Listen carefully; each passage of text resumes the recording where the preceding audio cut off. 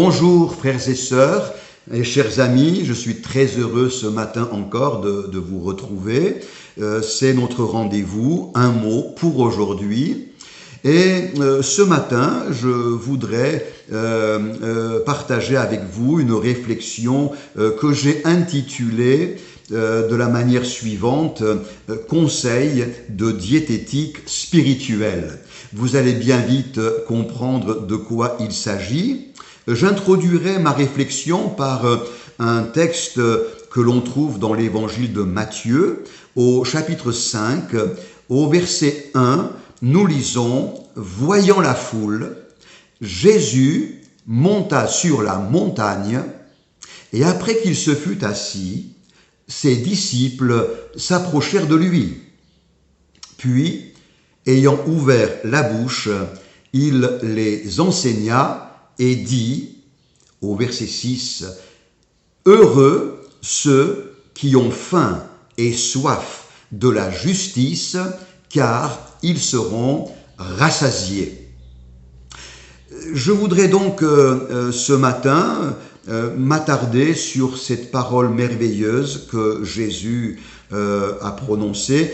Il faut déjà remarquer qu'à 9 reprises, le Seigneur utilise ce mot « heureux », que l'on pourrait aussi traduire par « béni », « béni ». Oui, la volonté de Dieu, c'est vraiment que nous soyons bénis, épanouis, heureux, pleinement comblés.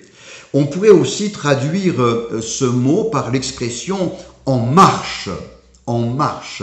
Vous savez, il y a dans notre cheminement quotidien tellement d'éléments qui voudraient nous décourager, nous stopper, nous arrêter. Mais lorsqu'on est béni par le Seigneur, on est rendu capable de toujours demeurer en marche. Certains sont en panne, les croyants, eux, sont en marche parce qu'ils sont bénis par le Seigneur. Je voudrais parler maintenant du thème que Jésus aborde, la justice. Heureux ceux qui ont faim et soif de la justice, car ils seront rassasiés. Bien entendu, il n'est pas question de la justice humaine, sociale. La Bible, lorsqu'elle parle de la justice des hommes, porte un diagnostic terrible, très négatif, mais très réaliste aussi. La Bible compare la justice de l'homme à un vêtement sale, souillé. Il faut reconnaître que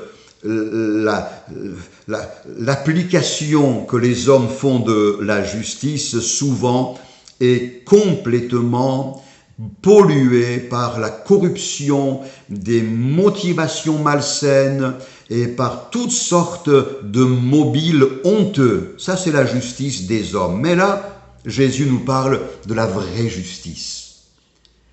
La justice parfaite.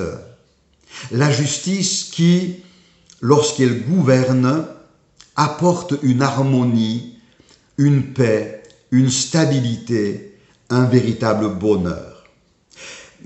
Pour Dieu, ce mot « justice » désigne toutes les valeurs qui correspondent au cœur de Dieu. Tout ce que Dieu approuve, tout ce qui réjouit le cœur de Dieu. La vraie justice, c'est ce qui honore Dieu, c'est ce qui correspond aux valeurs parfaites du Seigneur. Mais plus que cela, la justice est personnifiée par le Christ. Jésus-Christ a été fait pour nous justice. Oui, la justice, c'est une personne. C'est Jésus. Et on peut dire, aimer la justice, c'est aimer Jésus. Et nous verrons quelques conséquences absolument bénies qui en découleront. Avoir faim et soif, ce sont des signes de bonne santé. Quand on n'a plus la sensation de faim ni de soif, on peut s'inquiéter. Avoir faim et soif montre que nous sommes en bonne santé. C'est normal d'avoir faim et c'est normal d'avoir soif.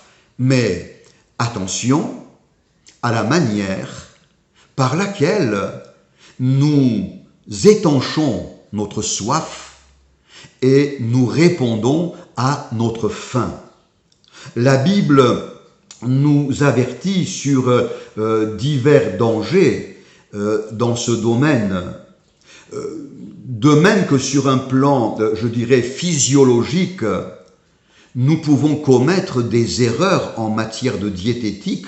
Nous pouvons, par exemple, nous nourrir de coupe-faim, de sucreries et d'une alimentation complètement inadéquate. Et nous mettons notre santé en péril. De même, sur le plan moral et sur le plan spirituel, nous pourrions nous abreuver et nous nourrir de coupe-faim qui porteront préjudice à notre santé. Par exemple, Job, vous connaissez cet homme qui a tellement été éprouvé. Job dira dans son livre au chapitre 7 et au verset 14, « Je suis rassasié d'agitation jusqu'au point du jour. » Donc sa nourriture, c'était l'inquiétude, l'agitation, un esprit tourmenté. Le psalmiste dira dans le psaume 42 et au verset 4, « Mes larmes sont ma nourriture jour et nuit. » C'est fort, mais c'est aussi terrible de se nourrir de larmes, de sentiments amers, d'afflictions excessives, de désespoir. Il y a tant de nos contemporains aujourd'hui qui se nourrissent de pareille nourriture, de dépression, de découragement, de pessimisme, d'obsession suicidaire. Ce sont des nourritures qui portent danger à notre santé morale et spirituelle. Je voudrais revenir au conseil de bonne diététique spirituelle que Dieu nous donne. Écoutez ce que Dieu dit par le prophète Amos au chapitre 8 et au verset 11. Dieu dit ceci. « Voici les jours viennent, dit le Seigneur l'Éternel, où j'enverrai la famine dans le pays, non pas la disette du pain et la soif de l'eau, mais la faim et la soif d'entendre les paroles de l'Éternel. » Si je comprends bien ce texte, on peut affirmer que Dieu veut susciter en nous la faim et la soif d'entendre sa parole, ses paroles. Oui, parce que nourrir son âme de la parole de Dieu, c'est une bonne démarche de diététique spirituelle. Mon frère, ma sœur, lis ta Bible et abreuve-toi des versets rafraîchissants qu'elle contient. Nourris ta foi des promesses de Dieu, de ses enseignements qui vont fortifier ton âme et te procurer de la vigueur et de la stabilité. Écoutez encore cet élément de bon conseil de diététique spirituelle. En Égypte, dans l'Antiquité, au temps du Pharaon et du patriarche Joseph, voici ce que Pharaon va dire au peuple en Égypte. Lorsqu'il y aura ces terribles années de famine, ces 7 années de famine cruelles et sévères, Pharaon dira au peuple en Égypte, « Allez vers Joseph. » En effet, Joseph, qui est un type de Jésus-Christ. Joseph, personnage très important de l'Antiquité biblique. Joseph avait constitué de gigantesques greniers avec une surabondance de nourriture, de blé et de récoltes diverses. Et Pharaon dira au peuple, lorsque vous serez dans le besoin, allez vers Joseph.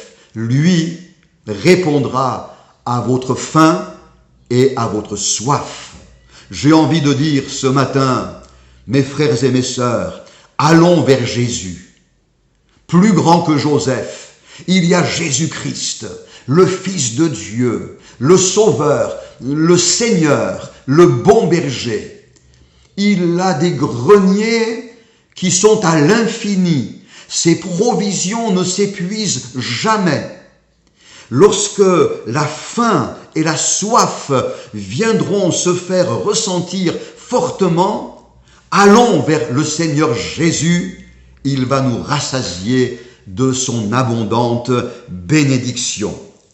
Et puis, le Seigneur lui-même, relisons ce texte dans l'évangile de Jean au chapitre 4 et le verset 34, dira à ses disciples, « J'ai une nourriture que vous ne connaissez pas. Ma nourriture, c'est de faire la volonté de celui qui m'a envoyé et d'accomplir son œuvre. » Voilà une bonne nourriture.